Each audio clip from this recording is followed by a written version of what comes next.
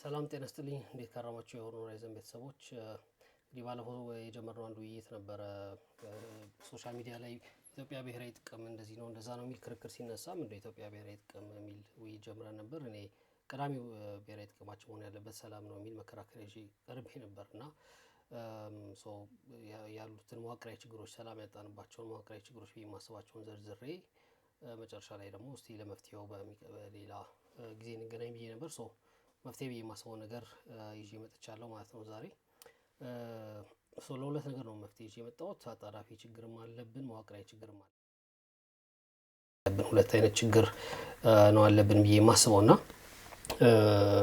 ለአጣዳፊ ችግሮቻችን ምን እናድርግ ለመዋቅራዊ ችግሮቻችን ምን እናድርግ የሚል ነገር ላይ በጣም አጠር ያለ ብዙ አላረዝመውም አጠር ያለ ዲስከሽን ይኖረናል ማለት ነው። የተወሰነ ነገር ብዬ ልነሳ ባለፈው ሳምንት ሳይሆን ባለፈው ቪዲዮ ስለ መዋቅራዊ ችግሮች ምንነት በደንብ አውርተናል። እሱን ወደ ማብራራት አልገባም። መዋቅራዊ ችግር የሀገረ መንግስት ቅቡልነት አለመኖር ነው ወይም በሀገረ መንግስት ውስጥ ያሉ የተለያዩ ህዝቦች ተገዳዳሪ ብሔርተኝነት አዳብረዋል። በዚህ ምክንያት ይሄ የሀገረ መንግስት አይደለም ወይ ይሄ የከሌ መጠቀሚያ ነው ወይም ደግሞ ይሄ ሀገረ መንግስት የኔ ማንነት አይገልጽም ወዘተረፈ የሚል ከዛ ደግሞ በኮሎኒያል ባውንደሪ ምክንያት የህዝብ ባውንደሪ የህዝብ ድንበርና የግዛቶች የሀገር መንግስታት ድንበር ተመሳሳይ አይደለም አፍሪካ ውስጥ እና በዛ ምክንያት የኢትዮጵያ ሶማሌ ጅቡቲ ሶማሌ ሶማሌ የኢትዮጵያ አፋር ኤርትራ አፋር ምንለው በዛ ምክንያት ነው። እና እንደዚህ አይነት ነገር ደግሞ ሲፈጠር ብዙ ጊዜ ጎረቤት ሀገርም የኛን ሀገር ለማተራመስ እነዚህን ሁኔታዎች ሊጠቀም ይችላል። እኛም ደግሞ ጎረቤት ሀገር ላይ ችግር ለመፍጠር ተመሳሳይ መልኩ ያሉትን እንትኖች ምንድነው ተፋልሶች ልንጠቀም እንችላለን የሚል ነገር ብዙ አውርቻለሁኝ። አሁን እሱ ላይ ዱዌል አድርጌ እሱን አላብራራም። ከዚህ በፊት የሰራሁት ቪዲዮ መመልከት ትችላላችሁ ያንን ሳታዩ የመጣችሁ ካላችሁ። አሁንም አደርገው ምንድነው በዚህ ጋር ሁለት ነገር ብቻ ላንሳ። አንደኛ አሁን አሉብን የምንላቸው አጣዳፊ ችግሮች በሙሉ መሰረታቸው መዋቅራዊ ችግር ነው። የሁሉም አጣዳፊ ችግር መሰረት መዋቅራዊ ችግር ነው። ፋውንዴሽናል የሆነ ቤዝ መሰረት ሲጣል ለምሳሌ ችግር ካለበት ግድግዳ መሰነጣጠቁ አይቀርም። በጀሶ በመናምን ልንጠግነው እንችላለን ግን ጊዜያዊ ነው ጊዜ መግዣ ነው የሚሆነው እንጂ መዋቅራዊ የሆነውን ችግር ያው አድሬስ ማድረግ አለብን። እሱን ፈልገን አግኝተን መፍታት አለብን። ለሱም መፍትሄ ብዬ የማስባቸው ነገሮች የተወሰነ አነሳለሁ። ከዚህ በፊት የጻፍኩት ጽሁፍ ስላለ ስለሱም የተወሰነ ነገር ጠቁማቸዋለሁ። ግን አጣዳፊ የምንላቸው ችግሮች ራሱ አንድ አጣዳፊ ችግር የሌላ አጣዳፊ ችግር ወላጅ እናት ነው። እርስ በርስ እየተባዛ ነው የሚሄደው። በአንድ ችግር ውስጥ የሚከሰቱ ሚኒ ችግሮች አሉ። እነዛ ችግሮች ሌላ ችግር እየወለዱ ነው የሚባዛውና አጣዳፊ ችግሮቻችንን ፖዝ የምናደርግበት ጊዜ መግዛት የምንችልበት ለመዋቅራዊ ችግር መፍትሄ ለማግኘት ለመፈለግ ጊዜ መግዛት የምንችልበት ሁኔታ ሊፈጠር ይችላል። ለሱስ ምን መፍትሄ አለ የሚለውንም እንደዚሁ አድሬስ ለማድረግ ሞክራለሁ ማለት ነው። ይሄን ነው ባጭሩ ይሄ ቪዲዮ በዚህ ቪዲዮ ላይ ለማብራራት ሞክረው ምንድናቸው ያሉብን አጣዳፊ ችግሮች። በአሁኑ ሰዓት ኢትዮጵያ ውስጥ በጣም ብዙ አጣዳፊ ችግር ስላለብን እያንዳንዱን ነገር ዘርዝሬ መጨረስ አልችልም። ከቅርብ ጊዜ ወዲህ በጣም እያሳሰበኝ የመጣው ነገር አንድ ሶሳይቲ አንድ ማህበረሰብ ፈንክሽን ሊያደርግበት የሚችልበት ሊሰራ የሚችልበት ኤግዚስት ሊያደርግ የሚችልባቸው መሰረታዊ እሳቤዎች አሉ። ለምሳሌ አንዱ የህግ የበላይነት ነው። ሁላችንም ከበላይ ሆኖ የሚገዛ ህግ አለ የምንዳኝበት ነገር አለ። ያንን ህግ ደግሞ የሚያስፈጽም መንግስት አለ የሚለው ነገር ለምሳሌ አንዱ ሶሳይቲ ሞደርን ሶሳይቲ በተለይ የሚሰራበት መንገድ ነውና የሲቪላይዜሽን ውጤት ነው። ባይዘው ስቴት የሰው ልጅ በጊዜ ሂደት ውስጥ በስራ ድርሻ ክፍፍል በተለያዩ ነገሮች ውስጥ ያዳበረው ራሱን በራሱ የሚገዛበት መንገድ ነውና ያንን ነገር እየሸረሸረ የመጣ ለህግና የህግን መንገድ ለመከተል ዳተኛ መሆን ቸልተኛ መሆን ይታያል። ሰዎች ታስረው ደብዛቸው ይጠፋል። ፍርድ ቤት አይቀርቡም። ፍርድ ቤት ነፃ ያላቸው ሰዎች ነፃ አይለቀቁም። ብዙ የምንላቸው ነገሮች አሉ። የግለሰቦች እንደፈለጉ ከባለስልጣን ጋር ባላቸው ቀረቤታ በማመካኘት ሰዎች እንደፈለጉ ያንገላታሉ። ብዙ ዘርዝረን ማንጨርሳቸው ብዙ ችግሮች አሉ። የኢኮኖሚው ችግር እንዳለ ሆኖ ማለት ነው። ግን ለጊዜው እኔ ከግጭት ጋር የተያያዙ ጦርነት ጋር የተያያዙ እና አሳሳቢ ናቸው ምላቸውን ብቻ ነው እዚህ ጋር ያስቀመጥኩት። እንደምታዩት በአማራና በኦሮሚያ ክልል ያሉ ጦርነቶች ከህወሓት ጋር አሁን ሊጀመር የሚችል ጦርነት፣ ከኤርትራ ጋር ሊነሳ የሚችል ጦርነትና በቀጠናው ያሉ ግጭቶች እና የግብጽ ዙሪያችን እየከበቡ መምጣት ናቸው የለየኋቸው። እነዚህ ችግሮች መዋቅራዊ ምክንያታቸውን ያው ዲስከስ አድርገናል ባለፈው። እንደዚሁ ለሃይላይት ብቻ አነሳለሁ። ከዛ ግን ምንድነው ያለውን ችግር ያወሳሰበው እንዳንፈታው ያደረገው ያው አንድ ችግር ይወልዳል ብያቸዋለሁ። ምንድነው የሚለውን ነገር እንደዚሁ በጣም ባጭሩ አናሊሲስ እሰጥና ከዛ ወደ መፍትሄ ወደ ምለው ነገር እሄዳለሁ ማለት ነው። የግብጽ እና በቀጠናው ያለውን ግጭት በጣም ሰፊ ራሱን የቻለ እንትን ስለሚፈልግ እሱ ላይ ብዙ አልሄድበትም። ግን እንደዚሁ ያለው ሁኔታ እንትን ለመስጠት ያህል ኦፍ ኮርስ ከብዙ ሚዲያ ተሰማላችሁ አውቃለሁ። ግን የኔን ፐርስፔክቲቭ ከፈለጋችሁ የግብጽ ኢንሰርክመንት ወይም የግብጽን ከበባ እንደ ቀላል ነገር ማየት አለብን ብዬ አላስብም። አጭር ምሳሌ ብቻ ልስጥ። ለምሳሌ ከጅቡቲ ጋር ቅርብ ጊዜ ያደረገችው ስምምነት ግብጽ ምንድነው የሶላር ከፀሐይ ኃይል ኤሌክትሪክ ለማመንጨት ያደረገችው ስምምነት ለምሳሌ አንዱ በጣም ስጋት ላይ ሊጥለን የሚገባ ጉዳይ ነው ብዬ አስባለሁኝ። ምንድነው የኢትዮጵያ ውጭ ጉዳይ ላይ ጥናት የሰሩ ሰዎች የውጭ ጉዳይ ፖሊሲ ላይ ጥናት የሰሩ ሰዎች ጅቡቲን የሚገልጿት ጅቡቲ የኢትዮጵያ ጉሮሮ ናት ብለው ነው። ምክንያቱም አሁን ባለው ሁኔታ ሁሉንም ነገር ማለት በሚቻል ሁኔታ 90% የምናስገባው በጅቡቲ በኩል ነው። ስለዚህ ከጅቡቲ ጋር ያለን ግንኙነት በጣም ወሳኝ ነው። ጅቡቲ ጋር ያለን ግንኙነት ከምናሳልጥባቸው ነገሮች አንዱ ለጅቡቲ ኤሌክትሪክ ማቅረብ ነው። ኦልሞስት ሙሉ ለሙሉ ሊባል በሚቻልበት ሁኔታ ጅቡቲ የኢትዮጵያ የኤሌክትሪክ አቅርቦት ላይ ዲፔንደንት ነበረች። እዛ ላይ ተደግፋ ነበር የነበረችው እና አሁን ከኢትዮጵያ ላይ ዲፔንድ ከመሆን አትሊስት 50% ያህል ጅቡቲን ኤሌክትሪክ ይሸፍናል የግብጽ ለመስራት የተፈራረመችው እና በግማሽ የኛ ጫና እየቀነሰላት ነው ማለት ነው ለጅቡቲ። ይሄ እንደ ቀላል የሚቆጠር አይደለም። የሶማሌ ላይ ያለው አለ፣ ከዛ ከኤርትራ ጋር ያለው ነገር አለ፣ ከዛ ሱዳን ጋር ያለው ነገር አለ እና እንደ ቀላል ልናየው የሚገባ ነገር አይደለም። ግን አሁን እዚህ ሁሉ ውስጥ ለመግባት በጣም ጊዜ ስለሚያጥረኝ እሱን ለጊዜው እናሳድርና ሶስቱ ላይ ብቻ እናተኩር። በአማራና በኦሮሚያ ክልል ያሉ ጦርነቶች፣ ከህወሓት ጋር ሊጀምር የሚችል ጦርነትና ከኤርትራ ጋር ሊጀምር የሚችል ጦርነት። እነዚህ ነገሮች እንግዲህ ሚዲያ ከተከታተላችሁ በጣም በቋፍ ላይ ነው ያሉት። አንዳንድ ሰዎች የአፍሪካ ህብረት መጠናቀቅ በኋላ ነገሮች ሊላቸው ይችላሉ ይላሉ። ትሩፕ ሙቭመንቶች፣ የወታደር ማንቀሳቀስ በሁሉም አቅጣጫ አለ ይላሉ። የመሳሪያ ማንቀሳቀስ ምልክቶች አሉ ይላሉ። እንግዲህ ሪቶሪኩን ደግሞ እንደምታውቁት ነው ያለውን ምልልስ። እነዚህ ሪል አጣዳፊ ችግሮች ናቸው ብዬ አስባለሁኝ። ዜናውን ከተለያየ ሚዲያ ስለምታገኙት የኔን አናሊሲስ ብቻ ቶሎ እያልኩ ለማስቀመጥ ልሞክር። በኦሮሚያ ክልል ውስጥ ያለው የእርስ በርስ ጦርነት ወይም አርመድ ኮንፍሊክት ምንድን ነው መዋቅራዊ ችግሩ? እሱም ባለፈው ተወያይተናል። ምንድን ነው ግን አሁን ያለውን ሁኔታ እንደዚህ የተወሳሰበና መፍትሄ የማይገኝለት እንዲመስለን ያደረገው ነገር ምንድነው የሚለውን ቶሎ ሊሄድበት። መዋቅራዊ መንስኤው ያው ሀገረ መንግስቱ ላይ ያለ ተቃርኖ ነው። ሀገረ መንግስቱ ምክንያቱም 2018 ለምሳሌ ለውጥ ሲመጣ በጫካ ነበሩ ጃልመሮ እንደምታውቁት። ለምንድን ነው ምንድነው በሰላም ለመታገል ለምንድን ነው ያልመጡት ብለን ካየን በጊዜው ቢቢሲ ለምሳሌ 2019 ካልተሳሳትኩ 2018 ኢንተርቪው አርጎለት ነበር ለጃልመሮ እና እዛ ላይ በግልጽ የሚያስቀምጠው ጃልመሮ ሰልፍ ዲተርሚኔሽን ነው አላማችን፣ የራሳችንን እድል በራሳችን መወሰን ነው የኛ አላማ። የኦሮሞ ህዝብ የራሱን እድል በራሱ እንዲወስን ማድረግ ነው። በኢትዮጵያ ውስጥ ነው መቀጠል የምፈልገው፣ በኢትዮጵያ ውስጥ ከቀጠልኩ በምን ሁኔታ ነው፣ ወይስ ከኢትዮጵያ ውጭ የራሴን ኔሽን ስቴት ሀገረ መንግስት መስርቼ ነው መቀጠል ወዘተረፈ የሚለውን የኦሮሞ ህዝብ መወሰን አለበት። መጀመሪያ ያለ ውሳኔ መቅረብ አለበት። ያንን ለማድረግ ነው ትግላችን። አብሮኝ የማይሰለፍ ካለን የኦሮሚያ ውስጥ ያለውን ኮሬ ዘውዱ ነጻ ለማውጣት ታገላለሁ የሚል እንደው ይሄ ንግግሩ ሃይላይት ተደርጎ ብዙ እንትን መነጋገሪያ ሆኖ ነበር በጊዜው።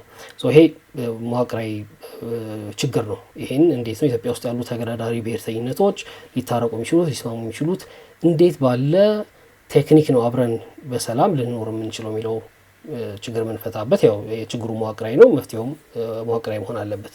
ይህንን እናስቀምጥና አሁን ያለው ችግር ወቅታዊ ችግር ለምንድን ነው የተባባሰው የሚለውን ነገር እኔ ያው ብዙ ሙከራዎች ነበሩ ችግሩ እዚህ እንዳይደርስ ለማድረግ እርሊ ገና እንግዲህ ምዕራብ ኦሮሚያ ላይ ብቻ በነበረበት ወለጋ አካባቢ ብቻ በነበረበት ጊዜ እንቅስቃሴው የተለያዩ ኦሮሞ ፖለቲከኞች ወለጋ ድረስ በመሄድ ለማሸማገል ለማስታረቅ ምናምን ሙከራ አድርገው ነበረ። የተወሰኑ ሰዎችም አይ ቲንክ የተወሰኑ ወታደሮችም ወደ ካምፕ ገብተው ነበረ። በኋላ ካምፕ ውስጥ የገቡት ተመረዙ፣ እንደዚህ ተገደሉ የሚባል ነገር ተነሳ። እንደምታስታውሱት እዚህ ታሪክ ውስጥ ብዙ አልገባም፣ ግን እነዚህ የከሸፉ ሙከራዎች ምንድነው የፈጠሩት? መተማመንን እንዲጎድል አድርገዋል። ኦኬ በካምፕ ውስጥ በሰላም የገባም የሚገደል ከሆነ እዚህ ሆኜ ትግሌን ላቀጣጥል ወይም ትግሌን ልቀጥል ለሚል መነሻ ነዳጅ ወይም ምክንያት ሆኗል ማለት ነው። ነገር ግን ያም ካለፈ በኋላ ከአመታት በኋላ እንደምታውቁት ቅርብ ጊዜ ታንዛኒያ ላይ አንድ ሁለት ጊዜ ድርድር ተሞክሯል። ብዙ ሰው ተስፋ አድርጎ ነበር፣ ያ ድርድር አልተሳካም። ግን ከድርድሩ በኋላ ምንድን የሆነው የኦሮሞ ነጻነት ሰራዊት አመራር አባል ከነበሩት ውስጥ አይ ቲንክ ሸዋ አካባቢ ይንቀሳቀስ የነበረው ቡድን የሚመራ ጃልሰኝ የሚባል እና ከሱ ጋር የተወሰኑ ሰዎች በሰላም ነው የምንቀሳቀሰው ከመንግስት ጋር ታርቀናል ብለው ገቡ። ይሄ እንዴት ነው ፐርሲቭ የተደረገው በኦሮሞ ነጻነት ሰራዊት ዘንድ? ኦኬ ድርድር ምናምን የሚሉት ከመካከላችን ሰዎች እየለቀሙ እኛን ለማዳከም ነው ማለት ነው እንጂ በቅልቦና በእውነተኛ ድርድርን በመሻት የሚደረጉ ነገሮች አይደሉም ማለት ነው እነዚህ ሚል ፐርሰፕሽን የፈጠረ ይመስለኛል። እነዚህ ነገሮች ከዚህም በኋላ ሊደረጉ የሚችሉ ድርድር ይደረግ ለማለትም አስቸጋሪ አድርገዋል። ሰዎች ወደ ድርድር ለማምጣት ምን ተይዞ ነው ከዚህ በኋላ ማንን ያምናል የሚለው ነገር በጣም ጥያቄ ውስጥ እንዲገባ አድርጓል። ይሄ ነገሩን እነዚህ ድርድሮች ነገሩን አወሳስቧል ብዬ አስባለሁ። መንግስት ለምንድን ነው የተወሰኑ ሰዎችን የሚያመጣው? በተናጠል ከሰዎች ጋር የተደራደረ ወይም ከጋንታ መሪዎች ወይ ከተወሰነ ቡድን መሪዎች ጋር የተደራደረ ሰዎችን የሚያመጣው የሚለው ነገር እንግዲህ የመንግስት ሰዎች ናቸው ሊመልሱ የሚችሉት። ግን የኔ አሰስመንት ምንድነው? ኦኬ ኮኦፕት ብናደርግ የተወሰኑ ሰዎችን ከየቡድኑ ብንቀንስ እነዚህን ቡድኖች ማዳከም እንችላለን። የተዳከመ ቀውስ ነው የሚፈጥሩት፣ የተጋነነ ትልቅ ችግር አይፈጥሩም። ስለዚህ ቀውሱን ማኔጅ እያደረግን መቀጠል እንችላለን፣ ኬዎሱን ማኔጅ ማድረግ እንችላለን ካዳከምን የሚል እምነት ያለው ወይም የነበረው ይመስለኛል። ያ ውጤታማ ሆኖ ላይ አይ ዶንት ቲንክ ሶ። ሸዋ አካባቢ የነበረ ሰው ነው ገባ የተባለው፣ ግን ሸዋ አካባቢ የነበሩ ችግሮች ቀሩ ወይ? ሰዎች መታገት በመንገድ ላይ አሁን ሱሉልታ ቅርብ ጊዜ ባንክ ሰራተኞች ሳይቀር በሁለቱ ኃይሎች መካከል በነበረ ኮንፍሮንቴሽን እንደተገደሉ ከዜና ሰምታችኋል ብዬ አስባለሁ። ሶ አይ ዶንት ቲንክ ውጤታማ የሆነ አይመስለኝም፣ ግን ችግሩን ግን በጣም አወሳስቦታል። ከዛ ደግሞ ምርጫ ነበር ባለፈው እንደምታስታውሱት። የኦሮሚያ ላይ በተለይ የነበረው ምርጫ ብዙ ችግር ነበረበት። ፖለቲከኞች ስር ላይ ነበሩ ሁለቱ ትልልቅ ኦሮሚያ ላይ ብዙ ተከታይ ያላቸው ፓርቲዎች ኦፌኮና ኦነግ ምርጫው ላይ አልተሳተፉም ወይም ምርጫው አልተወዳደሩ ነበረ። ስለዚህ ይሄ አንድ አካል ብቻ ኦሮሚያ ላይ ምርጫ ተወዳድሮ ሙሉ ድምጽ 100% እንዲያገኝ አድርጓል። እንደ ኢትዮጵያ ባለ የተከፋፈለ የፖለቲካ አመለካከት ያለው ህዝብ ባለበት ቦታ ላይ 100% ማሸነፍ የማይመስል ነገር ነው ታውቁታላችሁና ብቻውን ከተወዳደረ ኦፍ ኮርስ 100% ማሸነፉ አይቀርም። ይሄ ደግሞ ታማኝነት ያልነበረው ምርጫ ኦኬ በእንደዚህ አይነት መልኩ በምርጫ እና በህጋዊ ስርዓት በተከተለ መልኩ የሚደረግ ትግል ውጤታማ አይሆንም ማለት ነው የሚል እምነት የፈጠረ ይመስለኛል። እና ያ በትክክል ለመቀጠል ለብዙ ሰዎች ወይም በትክክል ላይ ላሉት ቡድኖች ተጨማሪ ነዳጅ ሆኗል ማለት ነው።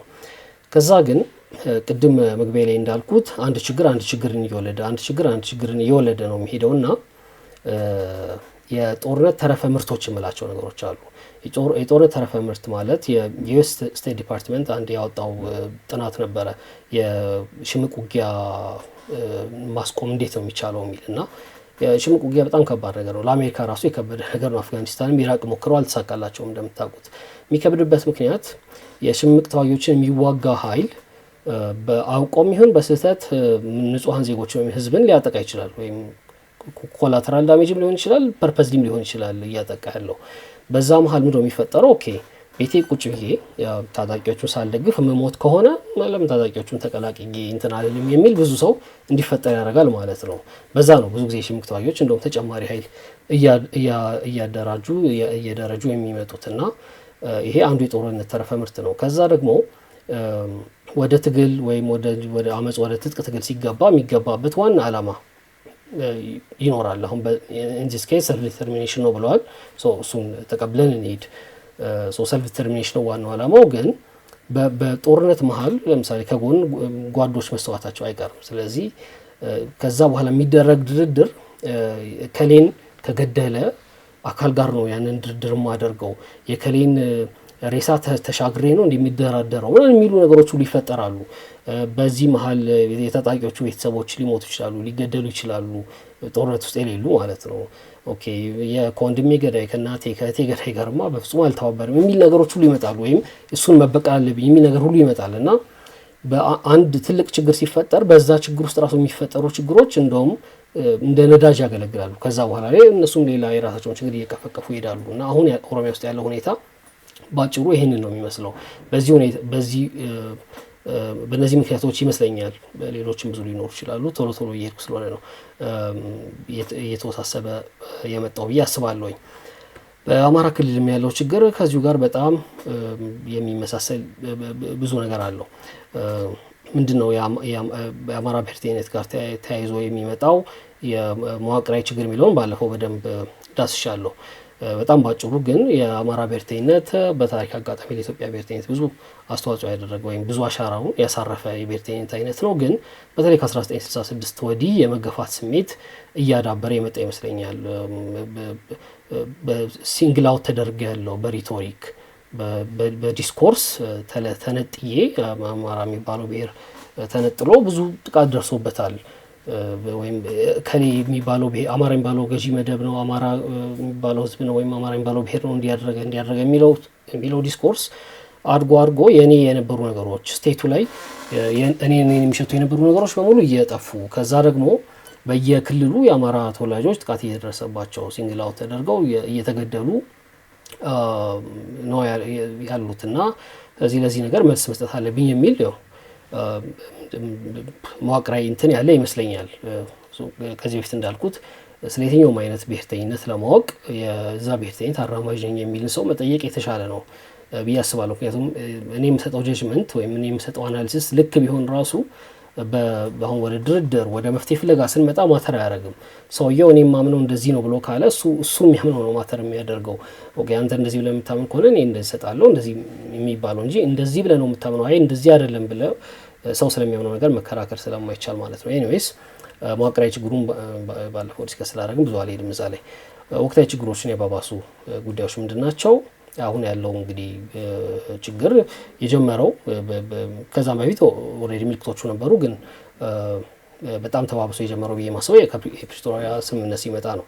የፕሪቶሪያ ስምምነት እንግዲህ የአማራ ኃይሎች የክልሉ መንግስት ልዩ ኃይሉን ምናምን ጨምሮ ግን ፓራሚሊተሪው ራሱ ፋኖ ምናምን የምንለው ራሱ በትግራይ ጦርነት ውስጥ ተሳታፊ ነበር። እንደምታውቁት ያው ፋኖ ብዙ ፋክሽን ያለው አሁን ነው ወደ አንድነት የመጣው። ስለዚህ ያልተሳተፈ ፋክሽን ሊኖር ይችላል፣ ግን ብዙዎቹ የምናውቃቸው ተሳትፈዋል። ከዛ ደግሞ የቲፒኤልኤፍም ኃይል ወደ አዲስ አበባ የመጣ በነበረበት ጊዜ ጥቃት የደረሰበት ክልል ነው። ሜጀር ተዋናይ ናቸው በትግራይ ጦርነት ወቅትና ከትግራይ ኃይሎች ጋር የተኩስ ማቆም ስምምነት ሲደረግ ስምምነቱ ምን ያካትታል፣ ማን ምን ያገኛል የሚለው ላይ አይ ቲንክ መሳተፍ የነበረባቸው ይመስለኛል። ተሳትፈዋል የሚል ክርክር ሊመጣ ይችላል። ከሌኮ የከሊምባሮ ባለስልጣን አማራ ነው የሚል ክርክር ሊመጣ ይችላል። ግን አይ ዶንት ቲንክ እሱ ውሃ የሚቋጠር አይመስለኝም። ምክንያቱም አሁን ህገ መንግስቱ ላይ ብዙ የአማራ ኤሊቶች ጥያቄ ያነሳሉ። ህገ መንግስቱ ዲዛይን ሲደረግ ደመቀ መኮንን ነበረ ለምሳሌ እንደዛ ብሎ እንደ መከራከር ነው የሚሆነው። በትክክል የአማራ ኤሊት የሚወክል ሰው ነው ወይ ድርድሩ ላይ የተሳተፈው ነው? እኔ አይመስለኝም። ሰው መሳተፍ ነበረበት። ያ ለመሳተፉ ምንድነው የፈጠረው? ኦኬ ወልቃይት በጦርነት ካስመለስን በኋላ ወልቃይትን ለቲፒኤልኤፍ ሊሰጥብን ነው ማለት ነው ፌዴራል መንግስቱ፣ ወይም ቀጥሎ ደግሞ እኛን ሊያጠቃ ነው ማለት ነው ምናምን የሚል ነገር ፐርሲቭ እንዲያደርጉ ያደረገ ይመስለኛል። ይሄ ደግሞ ከልዩ ኃይል መፍረስ ጋር ምናምን ሲደመር ያው ያየነው ነገር ተፈጥሯል ማለት ነው። ከዛ ግን ዋንስ እንግዲህ የሽምቅ ውጊያው ከተጀመረ በኋላ ብዙ የድርድር ሙከራዎች ተደርገዋል። እነዚህ የድርድር ሙከራዎች ኦሮሚያ ላይ እንዳየነው አይነት በጣም ፕሮብሌማቲክ ናቸው፣ በጣም ችግር አለባቸው። አንደኛ ድርድር እየተደረገ በነበረበት ሰዓት ለምሳሌ አይ ቲንክ እስክንድር ከሚመራው የፋኖ ቡድን ጋር ይደረግ የነበረ ድርድር ለምሳሌ አንድ የአማራ ክልል ባለስልጣን ያደረገ የነበረው ድርድር በስልክ ተቀርጾ በሶሻል ሚዲያ ተለቆ ነበር ከተወሰኑ ወራት በፊት በገዢው ፓርቲ አክቲቪስቶች በኩል ማለት ነው። ይሄ በጣም ባይዞ ያሳሳቢ ትሬንድ ነው። የሰው ኮንቨርሴሽን ስልክ እየቀረጹ በሶሻል ሚዲያ መልቀቅ በአክቲቪስቶች በኩል ግን ያለ ፍቃድ ራሱ በኢትዮጵያ ሕግ መሰረት መቅረጽ አይቻልም ኮንቨርሴሽን ያለ ፍርድ ቤት ፍቃድ። ግን ኤኒዌይስ ብቻ ለእኔ ጥያቄ የሆነ የፈጠረብኝ በጊዜው ጥያቄ የሆነብኝ ይሄ ነገር ለምንድን ነው ድርድር እያደረጉ ከሆነ ድርድሩ ለማፍረስ ነው እንዴ ኮንቨርሴሽኑ የሚወጣው?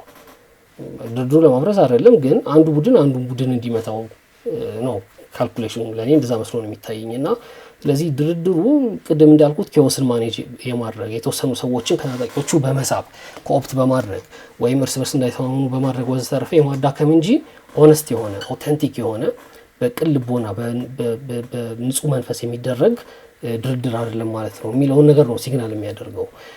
እንግዲህ በኋላ መጨረሻ ላይ ደግሞ አሁን እንደምታውቁት ማስረሻ ሰጤና ከሱ ጋር ያሉ ኮሎኔል ሙሃባ እና ሌሎች የተወሰኑ ሰዎች በሰላም እንትን አለን ብለን ከመንግስት ጋር ተደራድረው ገብተዋል። ይሄ ድርድር ለመንግስት ትርፍ አስገኝቶለታል ወይ? አይ ሃይሊ ዳውት። እንደውም ትርፍ ሳይሆን ያስገኘው የሚመስለኝ እውነት ለመናገር ፋኖ ለረጅም ጊዜ ወደ አንድ ለመምጣት ተቸግሮ ነበረ። የጎንደር፣ የጎጃም፣ የሸዋም ሁለት ቦታ ወሎም ሙሃባ አለ፣ ምሬ አለ፣ የሸዋ መከታው አለ፣ የሆነ እንትን አለ ምናምን በጣም የተለያየ ፋክሽን ነበር የነበረው እና የተወሰነውን ፋክሽን ኮኦፕት ሲደረግ ኦኬ ስለዚህ ወደ ኒኩለሱ እንሰብሰብና እንድንሆን ወደሚለው ነገር እንደውም የፋኖን አንድነት ያፋጠነው የሚመስለኝ መጨረሻ ላይ መንግስት የወሰደው የሚስካልኩሌሽን እንትን ይመስለኛል። ኤኒዌይስ ይሄ ሌላ ጉዳይ ነው። ግን እነዚህ የከሸፉ ድርድሮች ችግሩ እንዴት ነው አወሳስቦታል ብዬ የማስበው ከዚህ በኋላ እንዴት ነው ኦነስት የሆነ ድርድር ሊደረግ የሚችለው? ማንን ያምናል በዚህ ውስጥ? ደግሞ አንድ ሰው እንደዚህ በኮኦፕት የተደረገ ተደራድሮ ገባ ሲባል እሱን ለማሳጣት ሲባል እንዴት ከዚህ ኃይል ጋር ይደራደራል እንዴት እንደዚህ ነው የሚሉት ሪቶሪኮች ቀላል ፓወር አለ የሚኖራቸው መጨረሻ ላይ የሚደራደርን በሙሉ ውጉዝ ምንድነው ካሪዮስ እንዲባል ነው የሚያስደርጉት። እና የበለጠ ነው እንደውም ችግሩን ያወሳሰቡት ብዬ አስባለሁ። እንደዚህ አይነት እውነተኝነት ውስጣቸው የሌለ ድርድሮች ማለት ነው። ከዛ ደግሞ ቅድም እንዳልኩት የጦርነት ተረፈ ምርቶች እዚህም እናያለን ብዙ። ቅርብ ጊዜ ቢቢሲ ያወጣው ሪፖርት ላይ እንዳነባችሁት በጣም ብዙ ሺህ ሴቶች ነው በዚህ ግጭት ምክንያት የተደፈሩት። አማራ ክልል ውስጥ ብዙ ሰው የሞተው ሲቪሊያን ካዥዋሊቲ ምን ጊዜም ይኖራል። እንደው መንግስት ስራዬ ብሎ እንኳን ባይገል ይገላል አይገልም የሚል ጀጅመንት መስጠት ስለማልችል ግን ባይገል ራሱ ጦርነት ካለ ሰው መሞቱ አይቀርም፣ ሲቪሊያን መሞታቸው አይቀርም። እና ሲቪሊያን በሞቱ ቁጥር ወንድሜን ከገደለ ኃይል ጋር አልሰራም እንደው እሱን እታገላለሁ የሚል ደግሞ ብዙ እንደገና ሰው ይፈጠራል ማለት ነው። ስለዚህ ይሄ ችግሩን የበለጠ እያወሳሰበው አሁን ያለንበት ደረጃ ላይ ደርሰናል ብዬ አስባለሁ። አማራ ክልልን በተመለከተ ከቲፒኤልኤፍ ጋር በተያያዘ ወይም የትግራይ ክልል ጋር በተያያዘ እንግዲህ እሱንም እንዲሁ መዋቅራዊ ምክንያቶች አሉት። የትግራይ ብሔርተኝነት እንደ አማራ ብሔርተኝነት ለኢትዮጵያ ብሔርተኝነት ብዙ የራሱን አሻራ ያሳረፈ የብሔርተኝነት አይነት ነው። ኮር ስቴት ስለነበር የኢምፓየሩ ኮር አካባቢ ስለነበር አማራና ያው ሰሜን ኢትዮጵያ በአጠቃላይ ግን በሂደት በተለይ ማዕከላዊ መንግስቱ ብዙ ብዙ ጊዜ መገፋት ምንድነው ጥቃት አድርሶብኛል ብሎ የሚያምን ይመስላል። የትግራይ ብሔርተኝነት ከሚኒሊክና ከአፄ ዮሐንስ ጊዜ መነሳት እንችላለን በሁለቱ መሀል ከነበረው ነገር። ከዛም በኋላ ለምሳሌ አሁን የነጋድራስ ገብረሕይወት ባይከዳኝን መጽሐፍ ካየን ነጋድራስ ገብረሕይወት ምን ይላል? አጤ ሚኒሊክ የትግራይ ህዝብ ከህዝብ ሆኖ ለምን ረሱት ነው የሚል ነገር ጽሁፎቹ ላይ ታገኛላችሁ። ሰው ሴንቲመንቱ አለ ከዛ ጊዜ ጀምሮ። ከዛ ኃይለ ሥላሴ በአይሮፕላን ያደረጉት ጥቃት አለ፣ የቀዳማዊ ወያነ፣ ከዛ የሀውዜኑ አለ፣ ከዛ ቅርብ ጊዜ ጦርነቱ አለ። እነዚህ ሁሉ የፈጠሩት ሰምሃው የሆነ ከሀገረ መንግስቱ ጋር በተቃርኖ የመቆም አይነት ስሜት ያለ ይመስለኛል። ሰው ለዚህ መዋቅራዊ ችግር እንዴት ነው መፍትሄ የሚሰጠው? እሱ ሌላ ጥያቄ በሂደር እንያዘው። ወቅት አሁን ያለው ወቅታዊ ችግር ግን ምንድን ነው ያባባሰው ካል እንግዲህ አንደኛው የፕሪቶሪያ ስምምነት ፍሬ አለማፍራቱ ነው። የፕሪቶሪያ ስምምነት ፍሬ ለምንድን ነው ያላፈራው? ስምምነቱ የተፈረመው በጫና ምክንያት ነው። ሁለቱም ተዋጊ ኃይሎች የራሳቸውን እንትን የገቡበትን ጫና ካልኩሌት አድርገው ጊዜ እንግዛበት ብለው ነው የተፈራረሙት ተኩስ ለማቆም። ቦክሰኞች ሪንግ ውስጥ ገብተው ተቧክሰው ደወል ሲደወል ለተወሰነ ደቂቃ አርፈው ተመልሰው ደግሞ እንደሚቧቀሱት እንደዛ እስቲ የተወሰነ ደቂቃዎች እንረፍ አይነት ነው ስምምነቱን የተስማሙበት። ሳይኮሎጂ ያው መስሎ ነው የሚታየኝ። ምንድን ነው ፕሬር ውስጥ ገብተዋል ስለ የፌዴራል መንግስቱ ኦፍኮርስ መቀሌ ሊገባ ነበረ። በጣም አድቫንስ እያደረገ ነበረ። ቲፒኤልኤፍ ኃይል በጣም ተዳክሞ ነበረ በመጨረሻው ራውንድ ላይ ማለት ነው። ግን ይሄ አሁን ቲፒኤልኤፍን ጫና ውስጥ ከቷል። ድጋሚ በረሃ ሊገቡ ነው። ጣፈንታቸውን አያውቁም። የትግራይ ህዝብ እንደገና በነዛ ጥቂት የጦርነት ዓመታት ውስጥ ያለፈበትን አይነት መከራና ስቃይ ውስጥ ሊያልፍ ነው ወይ? እዛ ውስጥ ብዙ ነገር አለ ፕሬሸር ውስጥ የገቡበት። እሱ አንድ ነው። የፌዴራል መንግስቱን ግን መቀሌ ቢይዝ መጀመሪያም በመጀመሪያው ዞን መቀሌ ይዞ ነበረ። በኋላ ከመቀሌ የወጣው በሽምቅ ውጊያው ምክንያት ነው እንደሚታወቀው እና መልሶ ቲፒኤልኤፍ ሽምቅ ውጊያ ውስጥ እንደማይገባው ዋስትና የለውም። እሱም ብቻ ሳይሆን ጦርነቱ በሽምቅ ውጊያ መልኩም ከቀጠለ የሀገሪቱ ኢኮኖሚ በጣም ድሬን እያደረገ ነው። ገንዘብ ፎሬን ሪዘርቫችን በጣም እየቀነሰ ነው። እንግዲህ የኢንተርናሽናል ኮሚኒቲው በወቅቱ የተወሰነ ጫናም ስለነበር እሱም አለ ምናምን ይሄ ሁሉ ባለበት ሁኔታ ስለሆነ ኦፍኮርስ በድርድር ጊዜ መግዛት የተሻለ አማራጭ መስሏቸው ያደረጉት ነው ብዬ ነው ማስበው እንጂ ከአንጀት አልሆንልኝም ድርድሩ። ወረቀቱ ላይ የሰፈሩ ነገሮች መተማመን መፍጠር፣ ጥሩ ቃላት አንዱ መጠቀም ሁሉ ነበርኩ አይደል። እነዚህ ሁሉ አባንደን ተደርገው ስደተኞች የመመለስ ጉዳይ በእንጥልጥል ሆነው ብዙ ነገሮቹ ፍሬ አላፈሩም። ፍሬ ያላፈሩት ፕሮፌሰር መስፍን እንደሚሉት የኢትዮጵያ ሕዝብ አድፋጭ ነው ይላሉ። ጊዜ ይጠብቃል ለማጥቃት። ያልተመቸ ከሆነ ጊዜው በቃ ዝም ብሎ የተገዛ መስሎ ጸባይ እንትን ያለ መስሎ ምናምን ከዛ ጊዜ ሲያገኝ ግን ያጠቃል እና የማድፈጥ አይነት ነገር ነው። ከዛ ሁሉም አድፍጦ የፕሪቶሪያ ስምምነት ከተፈረመ በኋላ የራሱን ካልኩሌሽን ይሰራ ነበረ። አይ ቲንክ የፌዴራል መንግስቱ ቲፒኤልኤፍ ወደ ኤርትራ ጥቃት ለመሰንዘር ሊሄድ ይችላል ብሎ ካልኩሌት ያደርገ የነበረ ይመስለኛል። የጌታቸው ረዳ ኢንተርቪዎች ተከታታይ ካያችሁ እንደዚህ አይነት ሴንስ ታገኛላችሁ። የፌዴራል መንግስቱ እንደዚህ አይነት ፍላጎት እንዳንጸባረቀ እና ወደዛው ወደ ኤርትራ የሚዘምቱ ከሆነ ደግሞ ትጥቅ ማስፈታቱ ምናምን ቢዘገይ የፌዴራል መንግስቱ ኮርፖሬሽን እየጠቀመ መስሎ ሊታይ ይችላል በጊዜው። ስለዚህ ለዚህ ይመስለኛል ትጥቅ ማስፈታት ላይ በጣም ጠንክሮ ያልሰራው የፌዴራል መንግስቱ። ቲፒኤልኤፍም እንደዚሁ የራሱ የሆነ ደግሞ ካልኩሌሽን ነበረው። ኦሮሚያና አማራ ላይ ያለው ነገር በጣም እንትን ካለ ኃይሌን አጠራቅሜ ወደዚህ ብሄድ ይችለኛል ወደዛ ከመሄድ የሚል ካልኩሌሽን ውስጥ ለምሳሌ ገብቶ ሊሆን ይችላል። እነዚህም ካልኩሌሽኖች ስለነበሩ የፕሪቶሪያ ስምምነት ፍሬ እንዲያፈራ የተፈለገም አይመስለኝም። ለዛም ይመስለኛል ፍሬ ያላፈራው። አንዱ ይሄ ችግሩን ያወሳሰበው ይሄ ነው። ሌላው ባጭሩ የኤሊት ኦቨር ፕሮዳክሽን ከዚህ በፊት ለትግራይ ሳወራ ብዙ ጊዜ የማነሳው ነገር ነው። እንግዲህ ቲፒኤልኤፍ ረጅም ጊዜ ስልጣን ላይ የነበረ የፌዴራል መንግስት ስልጣን ላይ ነበር እንደምታውቁት 27 ዓመት። ብዙ ልሂቅ አፍርቷል። ብዙ የፖለቲካ ብዙ የጦር ልሂቆች ያፈራ ኃይል ነው እና ከስምምነቱ በኋላ ወደ ፌዴራል ኢንኮርፖሬት ቢደረግ ኖሮ ትግራይ ብዙ ሰው ብዙ ቦታ ያገኛል። ፌዴራል መንግስት ብዙ የስልጣን ቦታዎች ስላሉት ማለት ነው። ግን ኢንኮርፖሬት ስላልተደረገ ቶሎ ስላልተዋሃደ እንዲዋሃድ ስላልተደረገ ለጊዜያዊ መንግስት ፕሬዝዳንትነት ሆነ ያ ሁሉ ልሂቅ የሚፎካከረውና የሚሻቆተው። ለዛ ነው የኢንተርናሽናል ሽኩቻ የነበረው። ብዙ ደቡብ ሱዳን ከሱዳን ጋር ለመገንጠል በምታደርገው ጦርነት በጣም ብዙ የወታደር ኤሊቶች አፍርታ ነበረ።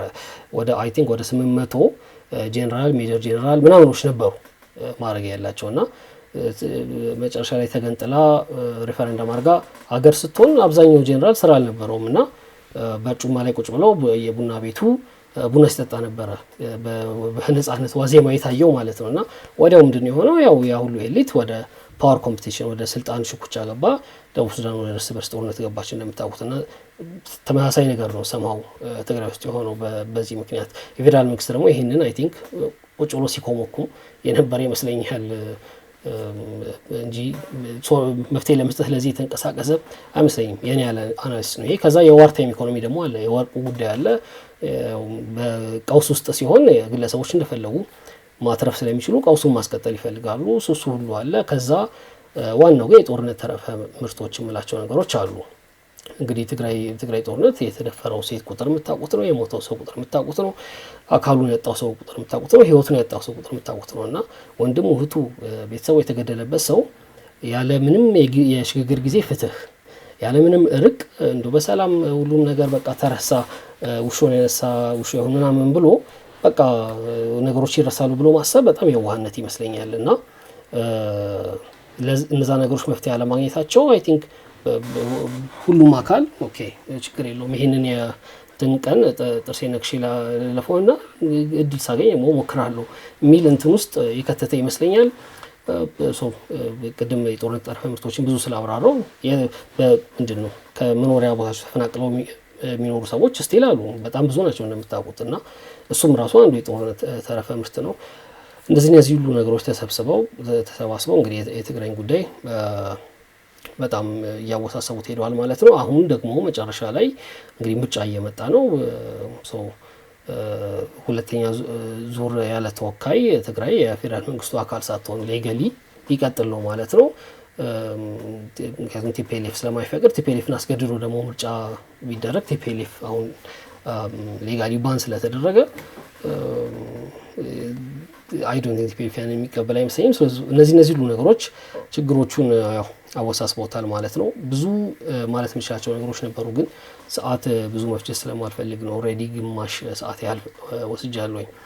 እንግዲህ ከትግራይ ጋር ያለው ነገር ይሄ ነው፣ ወይም ከህወሓት ጋር ያለው ነገር ይሄ ነው። ከዛ ከኤርትራ ጋር ያለው ነገር መዋቅራዊ ምክንያት አለው። ያው ከኤርትራ ጋር ያለው ነገር ምንድን ነው? የግዛት ማስመለስ እና የግዛት እና የነጻነት አለማጣት መካከል ያለ ግብግብ ነው መዋቅራዊ ችግሩ። በብዙ ኢትዮጵያ ሳይኪ ውስጥ የተወሰኑ የኤርትራ አካባቢዎች የኢትዮጵያ ታሪካዊ ግዛቶች ናቸው የሚል እምነት አለ። በኤርትራ ሳይኪ ውስጥ ደግሞ በኤርትራውያን ሳይኪ ውስጥ እኛ ነጻ ሶቨሬን ስቴት ነን የሚል እንትን አለ እና በማንኛውም ጊዜ የኢትዮጵያ ሀገረ መንግስት የተጠናከረ በመሰለበት ጊዜ ሁሉ ስጋት ውስጥ የሚገባ ይመስለኛል ሻዕቢያ ወይም ኢፒኤልኤፍ። ምክንያቱም አንደኛ ቀጥታ አታክ ባይኖር ራሱ የማዕከላዊ መንግስት ቀጥታ ሄዶ የሆነ ነገር ባያደርግ ራሱ በጉልበት ወይ በጦርነት ለምሳሌ ልክ ኢትዮጵያ ውስጥ ብዙ ብሔሮች እንዳሉ ኤርትራ ውስጥ ብዙ ብሔሮች አሉ እና ለምሳሌ የአፋር ብሔር የአፋርን እንትን ባለፈው የተወሰነ ማብራራት ሞክሬያለሁ። ፑሊንግ ፋክተሩ ያለው የኢትዮጵያን አፋሮች ዘንድ ነው። ምክንያቱም ሱልጣኑም የሙሉ የኤርትራ አፋር የጅቡቲ ሰሜንኛውን ፓርት ያለው አፋር አንድ ሱልጣን ያላቸው የኢትዮጵያው አፋር ነው የሁሉም ሱልጣን።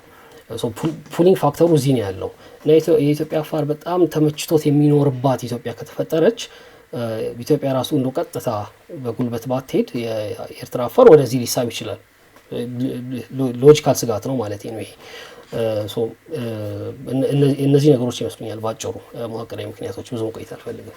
አሁን ያለውን ችግር ያባባሰው ግን ቅድም ልክ አማራ ክልልን ስለ አማራ ክልል ሳውራ እንዳልኩት የኤርትራ ጦር ልክ እንደ አንድ ሎካል ጦር የትግራይ ጦርነት ላይ ተሳታፊ ነበረ።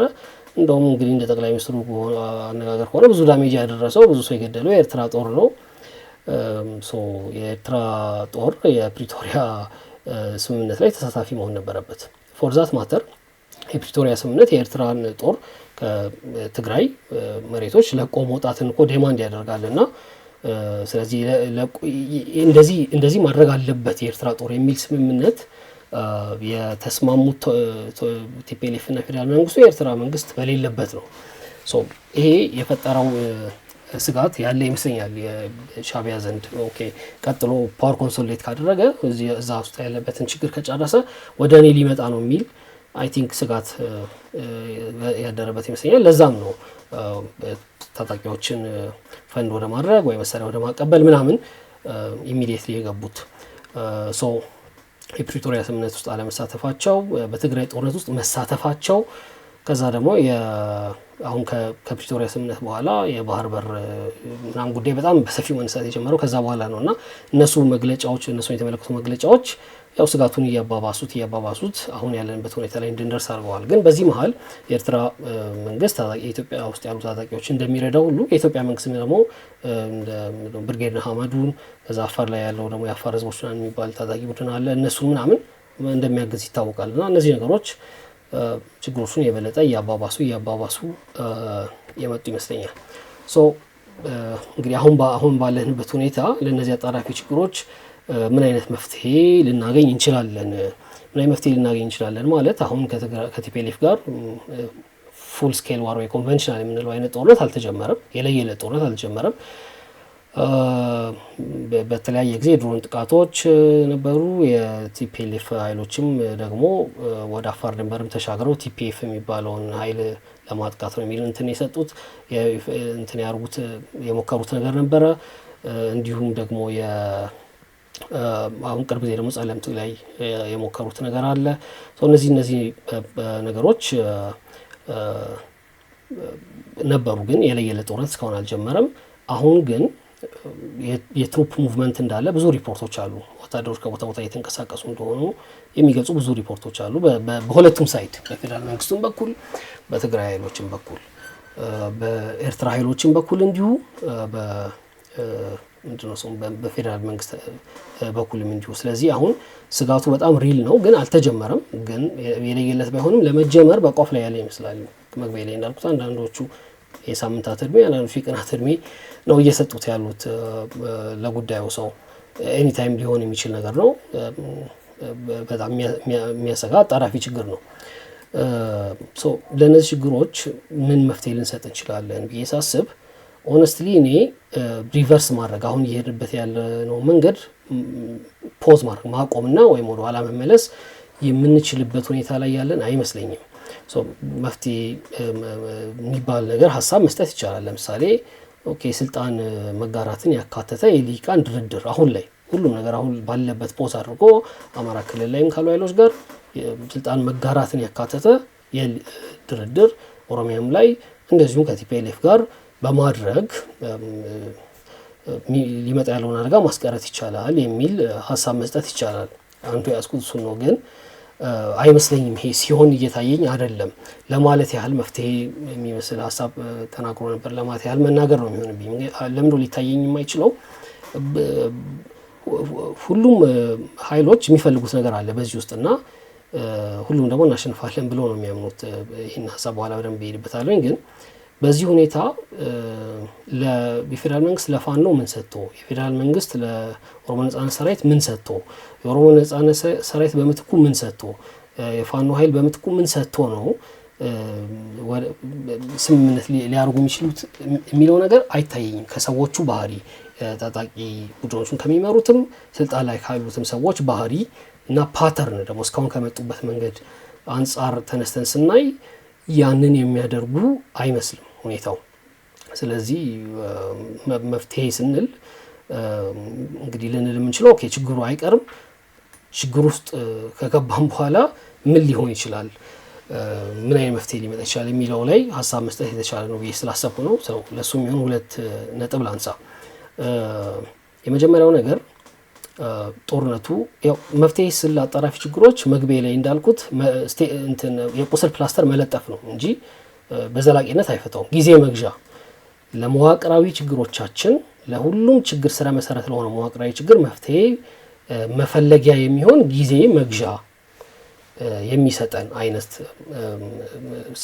መፍትሄ ማለት ነው። አንደኛው እንግዲህ ሊሆን የሚችለው ጦርነቱ በአንድ ወገን አሸናፊነት ከተጠናቀቀ ነው።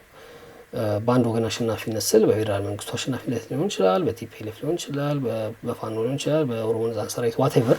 ግን በአንድ ወገን ፍጹም የበላይነት ላይ ከ1983 ላይ እንደሆነው በአንድ ወገን የፍጹም የበላይነት ከተጠናቀቀ ከዛ በኋላ ፓወር ኮንሶሊዴት አድርጎ ሁሉንም ስልጣን በእጁ አስገብቶ መንበሩን ያረጋጋው አካል ሜቢ መዋቅራዊ ችግሮቻችንን መፍትሄ ለመስጠት ከልቡ ያው ስጋት ስለሌለበት የወንበር ስጋት ሊነሳ ይችላል ሚል መላምት ማስቀመጥ ይቻላል።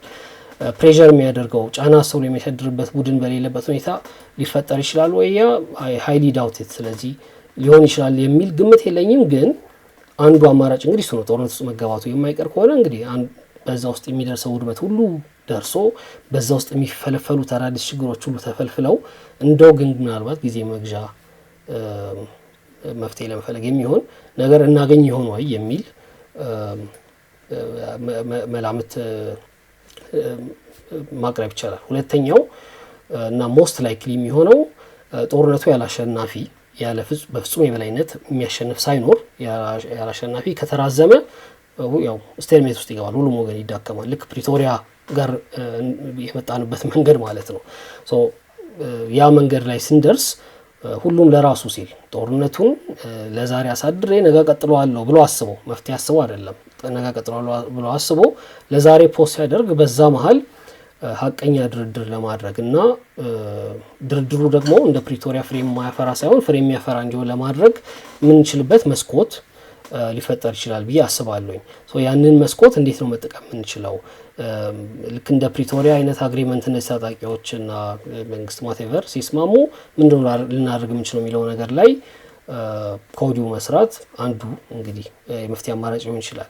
ጦርነት ውስጥ እስከ መጨረሻው አቅማቸው እስከሚዳከም ይቀጥላሉ ብዬ ማሰብ አሁን ያለው ሁኔታ ሳይሆን ለምንድነው ሁሉም አካል አሸንፋለሁ ብሎ ነው የሚያምነው።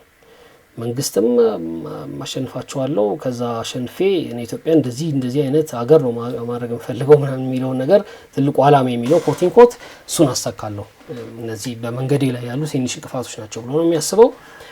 ታጣቂዎቹም ይሄ መንግስት ኢኮኖሚውም ተዳክሟል፣ አንድ አሙስ የቀረው ነው እንጥለዋለን የሚል አይ ቲንክ ሁሉም ጋር እናሸንፋለን የሚል የጸና እምነት አለ። ይሄ ባለበት ሁኔታ ተደራደሩ፣ ይሄንን እያጣችሁ ይሄንን አግኙ፣ አንድ ነገር አጣችሁ ነገር አግኙ ብሎ ማሳመን ከባድ ይመስለኛል። እንደዛ ማድረግ ብቻ ጥሩ ነበር። አይ ዶንት ቲንክ እሱ ሲሆን አይታይም። መዋቅራዊ ችግሮቻችንን ግን እንዴት ነው መፍትሄ መስጠት የምንችለው? ትልቁ እንግዲህ ችግራችን ሰላም እጦት ነው ብያለሁ። ሰላም እንዴት ነው መምጣት የሚችለው ብዬ ነው ማምነው። ሰላም መምጣት የሚችለው በስቴብል ፖለቲካል ኦርደር የረጋ የፖለቲካ ስርዓት ሲኖር ነው ብዬ ነው የማስበው።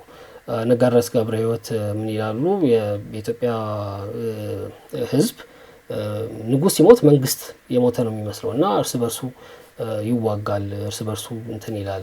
ከዛ በኋላ ደግሞ አንድ የበላይ የሆነ ሁሉንም አስገብሮ የሚገዛ ደግሞ ንጉስ ሲኖር ጸጥ ብሎ እንትን ይገዛል።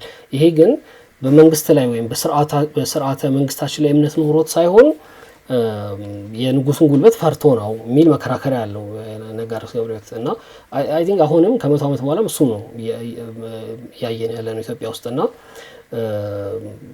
ስርዓተ መንግስቱ የሚታመንበት ስርዓተ መንግስት የረጋ ስርዓተ መንግስት ማቆም ከተቻለ ሰላም መምጣት ይችላል ብዬ አምናለሁ። የረጋ ስርዓተ መንግስት ኢትዮጵያ ውስጥ እንዴት ነው ማቆም የሚቻለው የሚለው ነገር ላይ ወደ 20 ምናምን ገጽ ጽሁፍ ከተወሰኑ ወራት በፊት ጽፌያለሁ። እዛ ላይ የሰሯቸው ብዙ ቪዲዮዎች አሉ።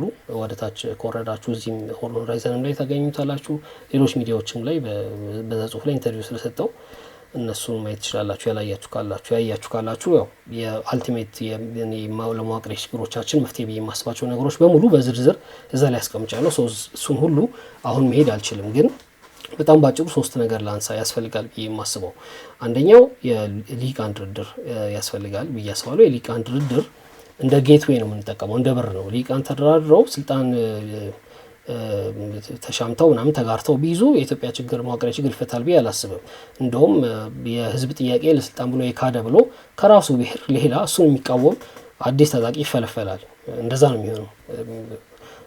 ግን እንደ ጌትዌይ ግን መጠቀም እንችላለን። ሊቃኑን የምናደራድረው ወይም ሊቃኑ መደራደር ያለባቸው ምን አይነት መፍትሄ እናምጣ ለመዋቅራዊ ችግሮቻችን ወይም ደግሞ ለመዋቅራዊ ችግር መፍትሄ መስጠት ይችላል ብዬ የማስበው በጣም የተጠና በልካችን እኛን የሚመስል ኢንስቲትዩሽናል ዲዛይን ሲኖር ነው ብዬ ነው የማስበው። ኢንስቲትዩሽናል ዲዛይን የምለው አንደኛው ህገ መንግስት ነው፣ ሁለተኛው የመንግስት የራሱ አወቃቀር ነው። እሱን አሁን በሰፊው መሄድ አልችልም። እሱ ግን ኤኒዌይስ በልካችን የተሰፋ ህገ መንግስት ያስፈልገናል። ምክንያቱም የኛ ችግር የውስጥ ችግር ብቻ አይደለም፣ ከጎረቤት አገሮች ጋር የተሳሰረ ችግር ነው የሚለውን ባለፈው በደንብ አድርጌ አብራርቻለሁ። የተለየ ነው የአፍሪካ ቀንድ ችግር። ስለዚህ ያንን ከግምት ውስጥ ያስገባ የተለየ ህገ መንግስት በልካችን የተሰፋ ያስፈልገናል። ያን እንዴት ዲዛይን እናደርግ ምን ካተት ሆነ የሚለው ላይ ነው ድርድሩ መሆን ያለበት። ከዛ ያ ማሰሪያ ይሆናል ማለት ነው። ከዛ የሚወጣ በሙሉ ህዝብ ውጉስ ከማሪዎስ የሚለው ይሆናል ማለት ነው። ነገር ግን ይሄንን ደግሞ ባክትራክ እንዳያደርግ ወይም ህዝብ እንዲጠብቀው የሚያስችል መሬት የያዘ ሲቪል ሶሳይቲ እና ፕሬዠር ግሩፕስ ወይም ጫና መንግስት የሚሆነው አካል ላይ ጫና የሚያሳድሩ ቡድኖች መፈጠር አለባቸው። እነዚህ ናቸው። ብዙ ሀገር እኛ የገጠመን አይነት ችግር ገጥሞታልና መፍትሄ ሰጥተው አልፈዋል። እነዚህና እነዚህ የሚመስሉ መንገዶች ነው መፍትሄ የሰጡት። ስለዚህ የተለየ ዓለም ላይ የሌለ ችግር አይደለም የደረሰብን። ግን እነዚህ መፍትሄዎች ለመሻት እስካሁን ጊዜ አላገኘንም። ነገር ግን አሁን እዚህ ላይ የጠቀስኳቸው መፍትሄዎች እንዲሁም አሁን ያልኳችሁ ጽሁፌ ላይ ብዙ ዝርዝር ነገር አለ። እነዛን ነገሮች ለማድረግ የሚችለው የመንግስትነትን ስልጣን የያዘው አካል ብቻ ነው። በኢትዮጵያ ኮንቴክስት የ4 ኪሎ መንበር የያዘ ወንበሩን ያጸና አካል ብቻ ነው ያንን ማድረግ የሚችለውና በዛ አካል ምንድነው ቅንነት ላይ የተመሰረተ ሊሆን ነው ማለት ነው። ስለዚህ እኔ ለዚህ መፍትሄ መስሎ የሚታየኝ አንደኛው ከመሬት ላይ የሚነሳ ግራስ ሩት ሙቭመንት ያስፈልጋል። የፖለቲካ ንቃተ ህሊና የሚፈጥር ከዛ በኋላ ከመሬት ላይ የተነሳው ቡድን በደንብ ከተደራጀና ከተጠናከረ በኋላ ወይ የመንግስትነት ስልጣን የያዘው አካል ላይ ጫና በማድረግ እነዚህ ነገሮች እንዲፈጽም ማድረግ አሊያ ደግሞ የመንግስትነትን ስልጣን ይዞ እነዚህ ነገሮች መፈጸም የሚችል ቡድን ከመሬት ጀምሮ መዋቀር አለበት ብዬ አስባለሁ። አሁን ፖለቲካው ላይ ያሉትን ኃይሎች በሙሉ በገዢም በተቃዋሚም ያሉትን ኃይሎች በሙሉ አውትፔስ የሚያደርግ በፍጥነት የሚቀድም እንቅስቃሴ ወይ ሙቭመንት ያስፈልጋል ብዬ አስባለሁ። ይህንን ለመፍጠር እንዴት መፍጠር የሚቻለው የሚለው ላይ ብዙ ዝርዝር ነገሮች ጽፌ ያለውኝ። አንዱ ለምሳሌ አሁን ቅርብ ጊዜ ያረግን እንዳለው የፖለቲካ ንቃተ ህሊና ለመፍጠር ንባብ ቡድኖችን ማቋቋም ሊሆን ይችላል። ብዙ ነገሮች አሉ። ኤኒዌይስ እዛ ዝርዝር ውስጥ አልገባም። ግን በዚህ መልኩ እንግዲህ ዘላቂ መፍትሄ መሻት የተሻለ ነው። ለሚመጣው ችግር ግን ወገብን መታጠቅ ነው የተሻለ ብዬ የማስበው። ታጥቆ መጠበቅ ነው የተሻለ ነው የሚሆነው ብዬ የማስበው። አይ ዊሽ ቀለል ያሉ መፍትሄዎች ቢኖሩኝና በዚህ ችግር ውስጥ አንገባም እንዳንገባ ደግሞ በዚህ መንገድ መሄድ እንችላለን ማለት ብችል ኖሮ ግን ምን ያመሩ ውስጥ የሉ ሌሎች ሰዎች መፍትሄ ሊኖራቸው ይችላል። ሆፕፉሊ ሁሉም ሰው ቺፒን ያደረገ የሆነ ነገር ላይ እንደርሳለን ብዬ አስባለሁኝ። በመጨረሻ ማለት የምፈልገው ነገር ህዝብ ፖለቲከኞችን መጠየቅ ያለበት ጥያቄ ብዬ የማስበው ምንድነው አልቲሜት ጎላችሁ የሚለውን ነው። ስልጣን ላይ ያለው አካል እየገደለህ ነው፣ እያሰረህ ነው፣ እንደዚህ እያደረገህ ነው ምናምን። ኦፍ ኮርስ ህይወቴ ላይ እየደረሰ ያለ ነገር ነው አውቀዋለሁ። ስልጣን ላይ ያለው አካል ደግሞ ይመጣና ታጣቂዎቹ ማዳበሪያ እየሰረቁ እንደዚህ ያደረጉ በሰላም ወተነት ገባ ያደረጉ እንደዚህ ያደረጉ ነው እና እነሱን ካጠፋው አገር ሰላም ነው ምናምን። ኦኬ ከዛስ የሚል ጥያቄ ማንሳት ለሁለቱም ያስፈልጋል ብዬ አስባለሁ። ምክንያቱም በኢትዮጵያ ውስጥ ያለው ሁኔታ ቅድም እንዳልኩት በአንድ ወገን አሸናፊነት አይጠናቀቅም። ስለዚህ እንዴት ነው መዋቅራዊ ችግሮቻችንን መፍታት የምንችለው የሚለውን ነገር ዲዛይን ማድረግ አለባቸው ፖለቲከኞች። የራሳቸው መፍትሄ ይዘው መምጣት መቻል አለባቸው። ስልጣን ላይ ያለው አካል ከተነሳ ሁሉም ነገር ሰላም ይሆናል ማለት አይደለም። ስለዚህ ስልጣን ላይ ያለውን አካል ካነሳው በኋላ እኔ እንዲ አድርጌ ይሄንን መሰረታዊ ችግር መፍታት እችላለሁ ወይም እንደዚህ ፈታለሁ ያስባለሁ የሚለውን ፕላን ማቅረብ አለበት። ኖ አሁን ትግሉን ላድርግና ፕላኑን በኋላ አቀርባለሁ አይ ዶንት ቲንክ የሚያዋጣ አይመስለኝም። ኖ አሁን ታጣቂዎቹን ልደምስስ ላጥፋና ፕላኔን በኋላ አቀርባለሁ አይ ዶንት ቲንክ የሚሰራ አይመስለኝም። እሱን እንዲያቀርብ ሁሉም ሰው ህዝብ ፖለቲከኞች ላይ ጫና ማሳደር አለበት ብዬ አስባለሁ። ብዙ ሰዓት እንዲያስኳችሁ ይገባኛል። አብራችሁኝ ስለቆያችሁ በጣም አድርጌ አመሰግናለሁ። ቪዲዮ የሚጠቅም ነገር አለው ብላችሁ ካሰባችሁ ወይም እስከ መጨረሻው ካያችሁት ይጠቅማል ብላችሁ አስባችኋል ማለት ነው ለወዳጅ ዘመዶቻችሁ እንድታጋሩት አደራ ማለት ፈልጋለሁኝ። ሌሎች ወቅታዊ ጉዳዮች ሲኖሩ እንደዚሁ ከቻልኩ በየዕለቱ ካልቻልኩ አለፍ እያልኩ ለመምጣት ሞክራለሁ። ስለተከታተላችሁኝ እጅግ አድርጌ